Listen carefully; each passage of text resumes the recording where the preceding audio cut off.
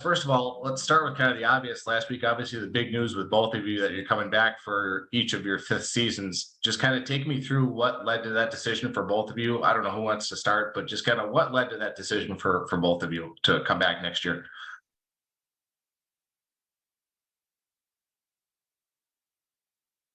Grace, do you want to go? Yeah, I could start. So basically the game of golf has been a huge part of my life since I was 7. I was obviously loving my time as a Gopher, and I'm super proud to be a part of this team. And I could not have asked for better teammates and coaches. And I truthfully was just not ready to give the game up yet. I know that whenever I'm done playing in college, I'm going to be finished with the sport competitively in terms of being a student athlete, and I'm not choosing to pursue a career professionally in the sport. So I knew that I wanted one more year as a chance to compete with my best friends and my teammates and really have a great run at something amazing this upcoming year.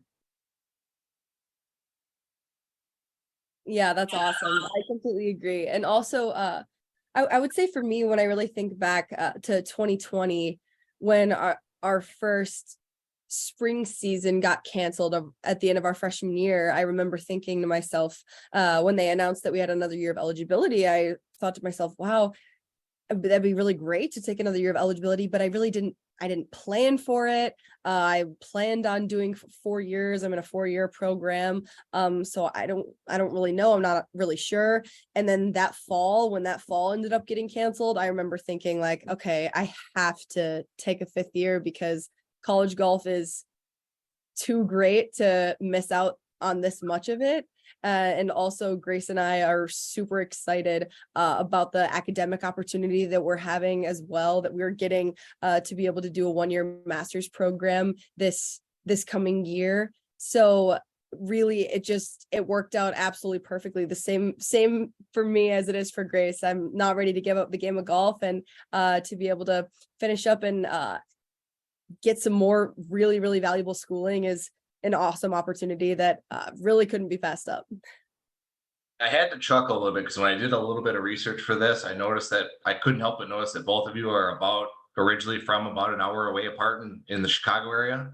So I have to assume that you at least knew of each other in high school. Were you guys like rivals or how did that out? Did you guys know each other in high school?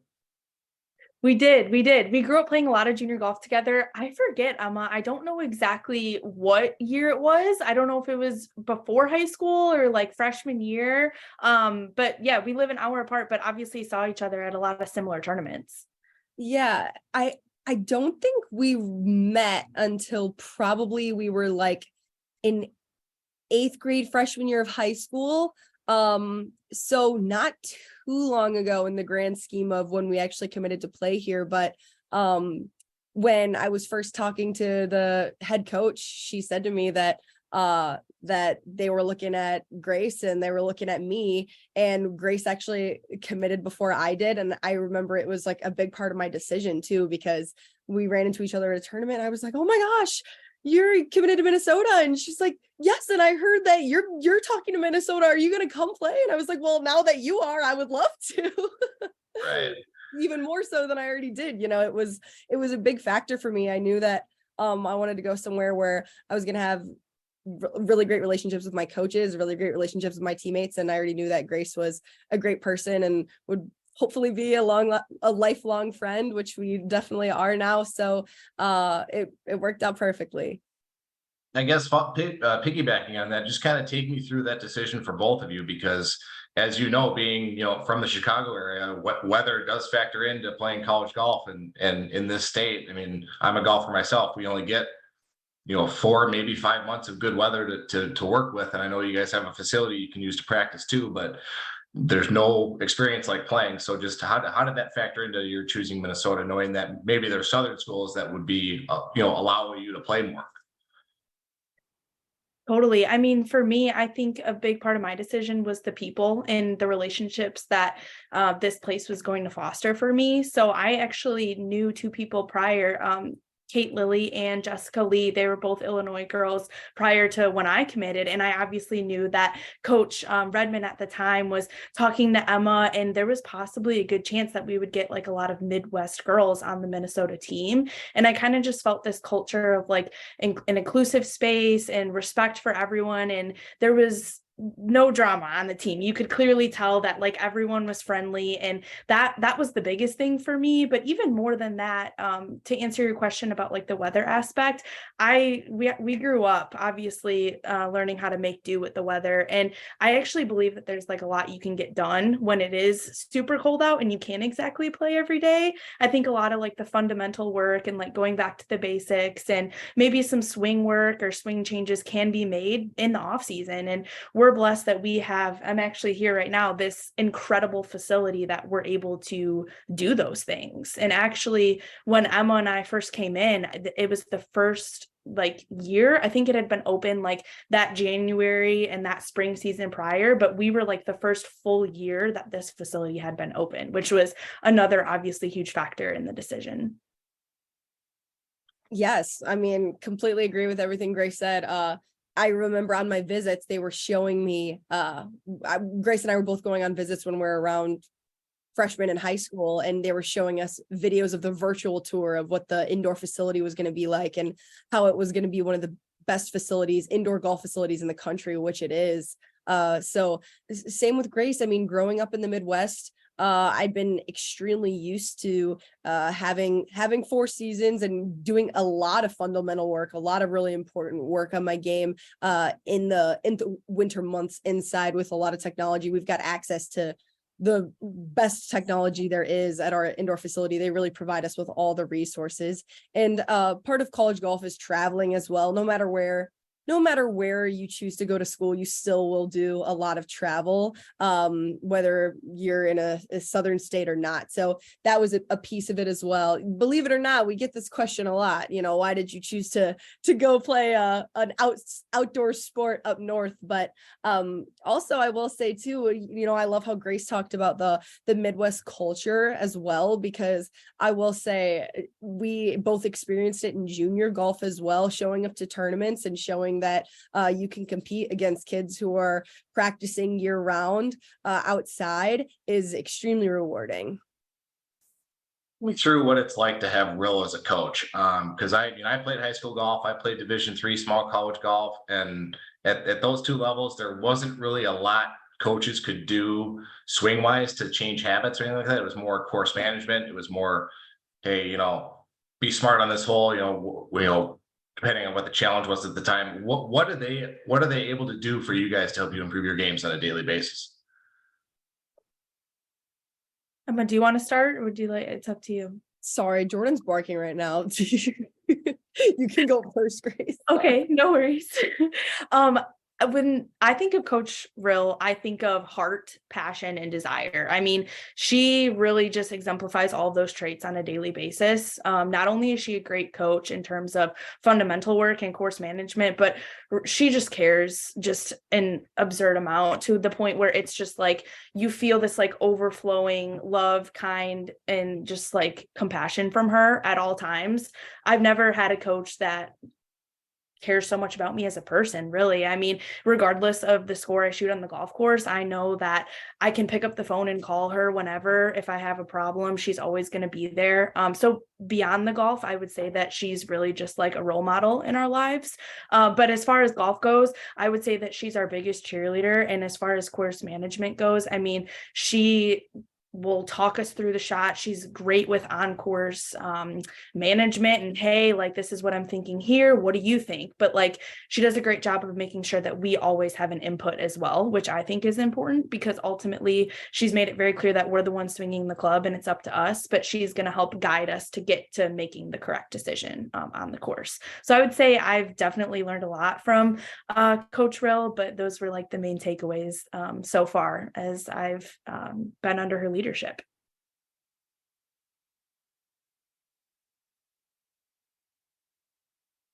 dog's still barking. Yeah, he's going on and off now.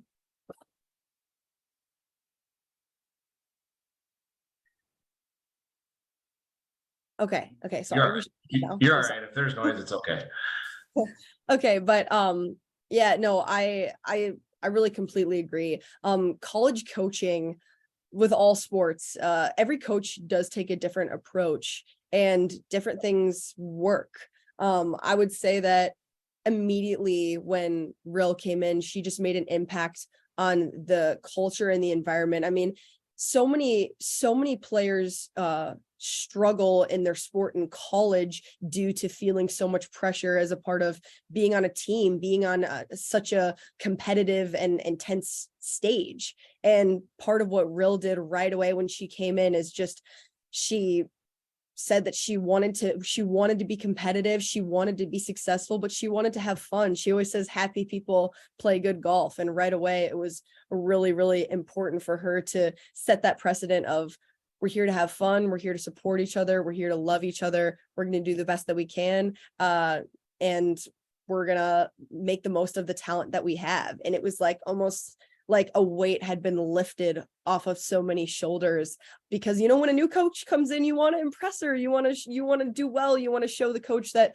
that we've got what it takes to win. And we feel that she knows that. She's our biggest supporter, biggest believer, more than anybody, but she also just put love, respect, and gratitude above all else. And I think that that's what really translates well into the way that we've learned to just appreciate the program and the opportunities that we've been given, and all of it, all encompassing as a whole. And her and Matt also have a really great teamwork aspect of it, and that he works a lot of times with swing mechanics if someone needs help. She does as well, but they do a really good job of communicating and really just kind of digging into what we might need to work on physically, what we might need to work on mentally, technically, all of it. So that's a big piece of it as well. I second what Emma said completely. I mean, Coach Matt and Coach Rill are one of the most dynamic duos of all time. I mean, you can compare them to any of them out there, Tom, Jerry, whatever the case is, they would be on that list. Those two are simply incredible, in the way that they work together could not be a better situation for the team. And we're really lucky to have two individuals who not only work so well together, but also work so well for us. Take me through, both of you, a little bit this past season, whether it be even just this past spring or going back to last fall. What were some of the highs? What were some of the moments that you'll take with you? I mean, obviously you still have another year to go to make more of those moments, but just kind of what were some of those things where you had a weekend where it's like, okay, this is the standard, this is what we shoot for going forward? I can go. Yeah, I really feel like this season was a complete roller coaster of highs and lows, individually and as a team. I bet everyone could say the exact same thing, everybody on our team. So I would say that there were certainly some highlights. I mean, shooting the 17 under par, which is new program record by, I believe, quite a bit for a single round, was just so amazing to be a part of. Our two freshmen that joined the team this year were really had unbelievable seasons, both of them, and it's big credit to them what they were able to do, especially so young. But so that was definitely, a piece of it, and being in the record books. Also, I would say at the Bahamas, when we were able to pick up some wins over some teams that, to be quite frank, Rill said that she thought maybe never in her coaching career she would, get up some of these wins, because they're just notoriously some of the greatest golf programs, and have been for a long time, and will continue to be for a long time, which, hopefully Minnesota will be up there as well too here soon. But so that was really exciting to show up to the Bahamas. And I believe, and these are some of the best teams in the nation. All these teams majority of these teams are going to be competing for a national championship 100%. And right out of the gate, we were able to show that we can compete. When we bring our good golf can be maybe just as good. So that was a lot of fun. And there were some individual highlights as well for everybody, really. And there were some low moments as well. We did not finish as well at the Big Ten championship as we would have hoped to, and we ended up finishing the season, which ended up just finishing one spot out of postseason, which was our goal. Our goal was to make it to postseason, which would have been the first time in, I believe, 8 years, 10 years, Grace, something close to that. So 8 years, I think. 8 years. Yeah. So, and it was our goal the whole season was to get a regional bid, and we ended up finishing just one spot, which might have ended up being just one stroke short of that goal. But regardless, we were still so proud to put ourselves in the position that we were in, because this is my first time in 4 years that I entered the conference championship with more than a conference championship to play for. There was so much on the line, and it's so much fun when I know for me, it means a lot more to me when I'm not just playing for myself. I'm playing for my teammates. I'm playing for my coaches. I'm playing for the program. I'm playing for the history of the program. So it's a privilege to be there. It's an honor to be there. And it's all attributed to the hard work from my teammates and my coaches. I completely agree with everything that Emma said. I think the biggest thing for me has been just watching the program grow this season. I feel like we've really reached leaps and bounds and absolutely taken full advantage of the season that we had. And obviously, like Emma explained, we did come up short of that goal at the end to make postseason for the first time in a while. But I mean, the future is bright. And I mean, the question was asked earlier as to why we're coming back. Why did you make the decision? Because I mean, I think there's still unfinished business. Like, we've been with this program since 2019, and like we're coming up on the 2023-2024 season. And I mean, it has the potential to be one of the best seasons in Gopher women's golf history. And that in itself is so exciting. So more than anything, I'm more just hopeful for the future and excited, because the potential is definitely there. And when, like Emma said earlier, Coach Rill always says happy people equates to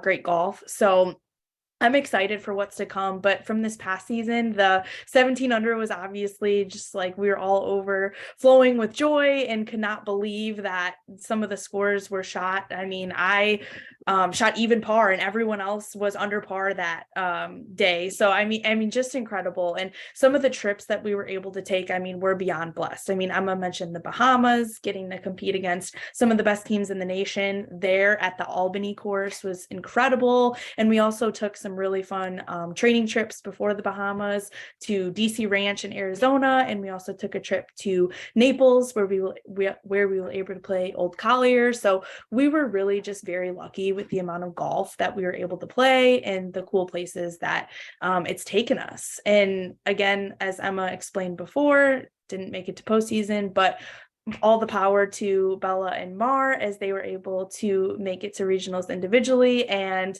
Bella individually to nationals, which is amazing. And obviously that was history made, and super proud of her, and hoping that we can keep the great energy and the good vibes rolling throughout the summer here. What a tough life having to go play golf in the Bahamas. I know, right? Sorry, the light turned off. You kind of led me to where I was going next. I want to kind of try to wrap this up here in those last two things. But you mentioned Bella McCauley. She's one of the highest ranked players ever to come to Minnesota, staying home. I remember talking to Real about getting her and how important that was. What was it like to see her come in as a freshman and do what she did, when that could be intimidating as a college freshman to come in with people who have been in the program before and try to produce and not only play her game the way she did, but get to the NCAA tournament? What was that like to see her go through her freshman season? Yeah, I mean, it was so much fun immediately when Bella came in. She's a really great girl. She's a really great person. Loved having her as a teammate. And, you know, she may just be a youngin', but I had so much to learn. I have so much to learn from the girl, golf wise, just everything, really. She is, she might be younger, but we all look up to her in a lot of ways. We all look up to each other. And what she did making it to nationals individually is just so remarkable. I remember we were checking the scores, and I mean, it's such an accomplishment to make it to regionals individually. Nationals is like a whole different ball game, and it's a huge testament to her golf game and her talent. And not even really surprising when you think about it, because I mean, the girl made it to a US Open, which is unbelievable. She's already played in a major championship. I mean, the experience that she has and the success that she has had on the biggest of stages, especially her performance at the Big Ten Championship. I mean, she continues to succeed and play her game and play really good golf. And we're just so happy for her, and we love having her on the team as well. There was something else I was going to say, and now I'm blanking on it, but yeah, Grace, anything else to add? Yeah, I was just going to say Bella is a very confident individual, but confident and very humble. Like, she is the first person to hold her head high and shoulders back and walk proudly. But I mean, she's also the first person that you can have a casual conversation with in the middle of like a very intense, I guess you can call it, round of golf. But that's just the way she goes about her business. And she's very much like, yep, like, I'm going to do what I'm going to do, but I'm going to be a great person while I'm doing it. And she's wildly successful, and it's amazing to watch. And I look up to her not only for her golf, but the way that she carries herself as a person, really. I've picked her brain multiple times on the range, at the practice facility, just kind of gathering information about her mindset and the way she approaches tournaments and how her practice translates to competition. So I believe, I'm a firm believer in, like Emma said, we can learn something from everyone. It doesn't matter how old, how young, freshman, senior, grad students like us now. I mean, there's really something to take away from all of your teammates and coaches. So I think that that's something that I've really enjoyed being Bella's teammate, is for that reason as well. Definitely. I will say also too, it was really special having her come and be a part of the team in her home state. It really her being a Minnesota native and coming to play for the U was really special for the whole Minnesota golf community. It was really special for our school, obviously. For us, I mean, just watching her really come in and just be in her space, in her environment. Grace mentioned she's very confident, and I think that a lot of that came from her making the decision to play for her home state school. And she's got so much support right here, and has certainly gained lifelong support as well, and teammates and made some friends, lifelong friends, and all her teammates, and me and Grace, and now the college golf community. So I'm really excited to follow the rest of her career, even after Grace and I are done.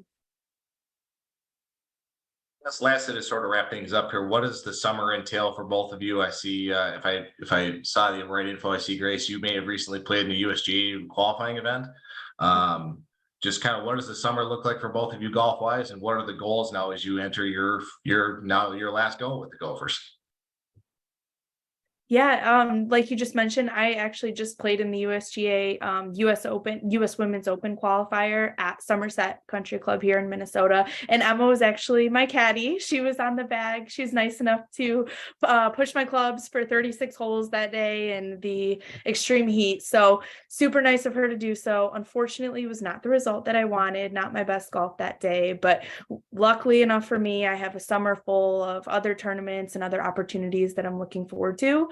My next tournament is actually at home in Illinois. I'm playing in the State Am here in the middle of June, and then the USAM qualifier, another USGA event. So hopefully we can book a plane ticket to the USAM this summer. And other than that, I'm playing in the Women's Western, which is also home in Illinois, which is one of my favorite events. It's some of the best collegiate athletes and amateur golfers come together to compete, actually in Emma and I's home state, which is incredible because there's so many people from all over the country and all over the world, really, that come to compete in this event.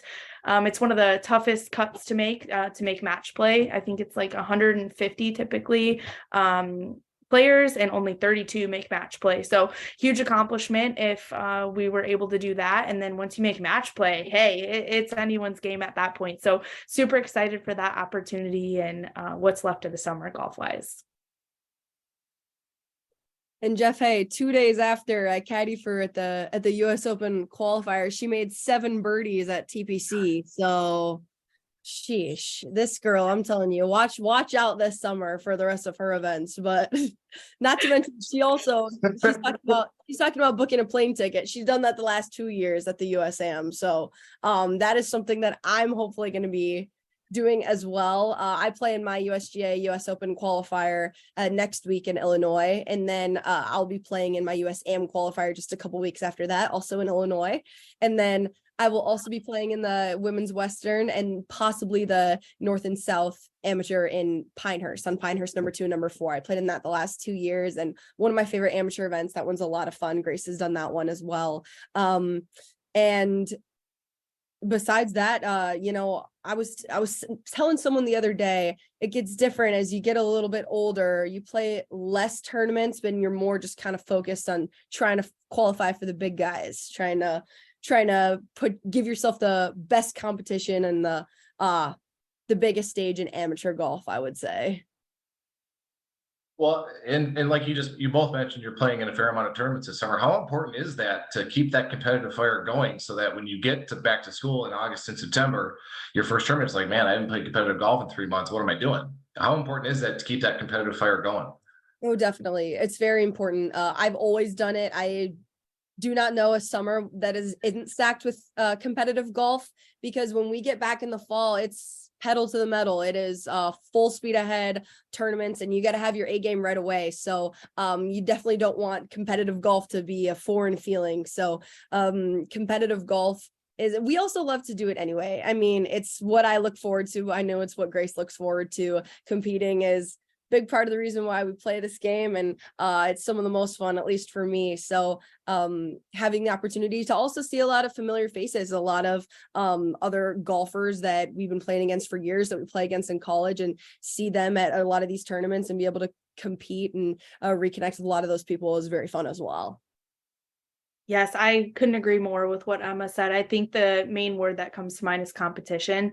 I mean, when people ask, what's your why? Like, why do you play this sport? Like, why do you love it so much? What gets you out of bed every day to just continue practicing and getting better? And it's the opportunity to compete against some of the best in the world and see how your game stacks up. Because I mean, you can practice every day, but until you put it to the test and under pressure, see how you're able to perform, I mean, that's when the good is separated from the great. And it's honestly just like super exciting. And with that comes major disappointments, but it's also how you respond to those disappointments. And it honestly has made me who I am as a person, because I know I can take some of those lessons I've learned from competition, whether they be good or bad, successes or fails, into a future job someday, or in my relationships with some of my loved ones, or how I'm going to raise my kids someday in the future. I mean, the list goes on, but this sport and competition in general has just like given me so much and has made me the person I am and the things I value in life. Right. It makes me feel a little old hearing you guys talking about US amateur qualifiers, because I played in one of those, that had to have been 6 or 7 years ago now, and I went 74, 73, and solid. I wasn't close. It was it's tough. The first round leader was 65, and I'm just like, I can't, like, I can play, but I'm not that good. I mean, when you go into round 2 and you're 8 shots out of the lead, it's like, well, what do you do? So it's tough. Yeah, so you tip your cap to him, I guess. But I appreciate all your time today. Can I tell you one more thing too? That's kind of, I just wanted to throw in there. Yeah, I'm still rolling, so go for it. Okay, awesome. I just wanted to say that part of the reason why I am so excited to come back to the University of Minnesota to play on the golf team for a 5th year is really, like Grace mentioned, just the trajectory of the program. The way that I have seen it over my years here is that it's one thing to be a part of a team that's doing really well, and it's one thing to be able to look back on your time as a student athlete and know that you were the team that changed the program, that changed the future of the program, made history, but changed the entire program as a whole and what it's going to look like for the rest of its days. And that's really, I would say, my biggest goal here, to be able to look back and know that I was a part of the team that really made a difference from what the what the rest of the years are going to look like for Gopher women's golf is the most exciting and the most rewarding for me. And I think that this year's team has a great chance of doing that. Yeah, when I saw the email that was sent out that you guys are both coming back, I took a second. I'm like, okay, well, those are two of their top 3 players, and Bella's a sophomore. I'm like, they're gonna be loaded. So at least just top 3 or top 4 players, because that's golf is such an interesting sport to me from an individual and team standpoint, because you sort of feel helpless. I mean, you're an individual playing on a team, but you have no control over what those 4 or 5 other teammates do. All you can do is say, hey, good job, or hey, go get them next time. I mean, is that kind of tough for you guys to be able to try and manage that, knowing that the only thing you can control is how you go out and play those 18 holes?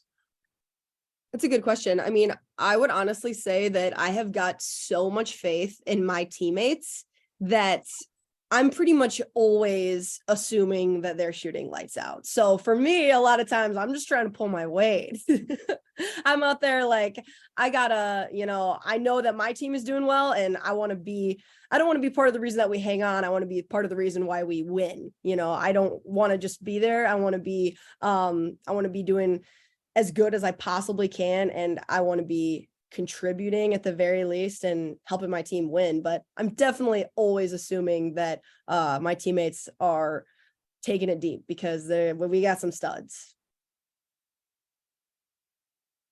Yeah, I definitely agree. Just to second what Emma said, you should be counting on the fact that your teammates are crushing it, and hopefully you're doing the same, and hopefully you can contribute all that you can that day. And obviously it looks different every single day, but we're lucky enough that if you're not having your best day, that your 4 other teammates or 5 other teammates who are at that tournament will have your back, and we're going to be okay no matter what, just because we're all great players and there are ups and downs. But I mean, the constant through it all is that, like, no matter if it was an 85 or 65 that day, like, we're going to come together and we're all going to be treated the same, and the roles could be reversed the next day, and hopefully we'll all shoot 65 the same day, and it'll just, like, the 17 under day, just be an incredible result. But sometimes it doesn't work out like that. But I think because we're all great players, it generally averages out to just great scores.